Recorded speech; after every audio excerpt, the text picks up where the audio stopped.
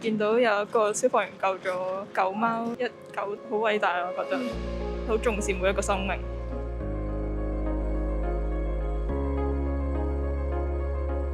假設啦，你屋企大廈有事，你第一樣你覺得最重要嘅安全配套係咩呢？我覺得可能係管理。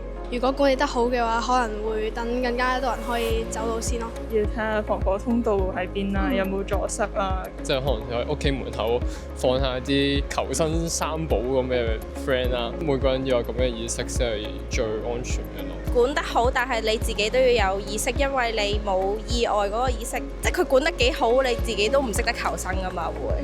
防火緊要啲咯，始終就係因為今次個火就係因為嗰啲棚網啊嘛，有個管理，但係啲人可能會唔跟噶嘛，即係防火係最重要咯。經過今次呢件事之後咧，你有冇去即係重新反思下，準備啲安全嘢咧？有，我屋企本身都會有滅火筒，我會留意佢會唔會即係過期咁樣，或者可能用唔到咯。有啊，都會執定一個嗰啲走佬袋、毛巾咯，即係可能火燭嘅時候就。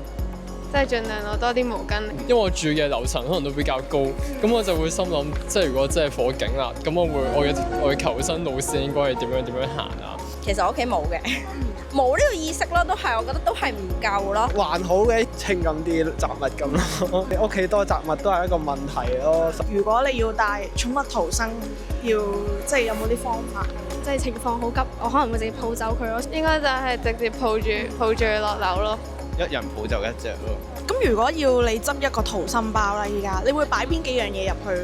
鎖匙、證件啦、毛巾啊、錢啊、手機咯。冇咗電話，反而而家好多嘢都唔方便，可能你連揾屋企人都好難咯。我覺得水係最重要嘅啦，因為佢可以整濕啲毛巾，然之後揞住鼻咯。經過呢次嘅事件啦，咁都見到好多即係人性嘅光輝嘅一面啦。你自己有冇印象最深刻邊一樣嘢？即係我見到好多香港人都喺度幫助，即係都好願意去做義工，去幫助啲被大埔啲場火災即係傷害到嘅人啦。同埋我覺得啲消防員好盡責咯，佢哋會盡力救好多人出嚟咯。但係即使佢哋可能有啲犧牲咗，見到有一個消防員救咗狗貓一狗，好偉大啊！我覺得好重視每一個生命。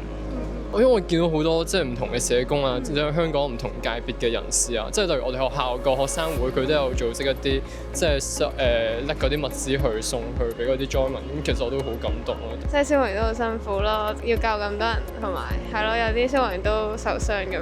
我讀緊嗰間中學咧，學生會咧都係主動咁樣收集我哋啲物資咧。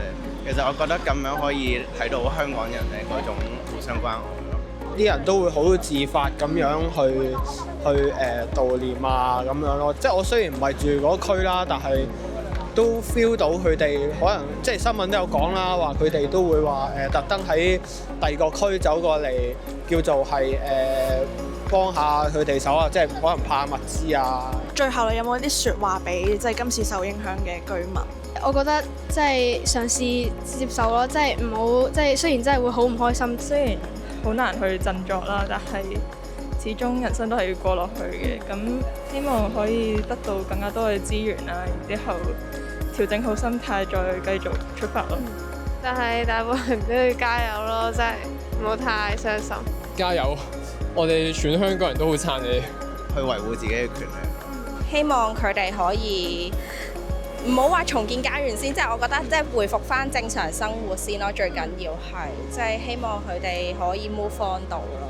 可能我哋外人好難明白啦，但係即係希望佢哋會行到出嚟咯。希望佢哋快啲揾到屋企啦，要重新振作啦。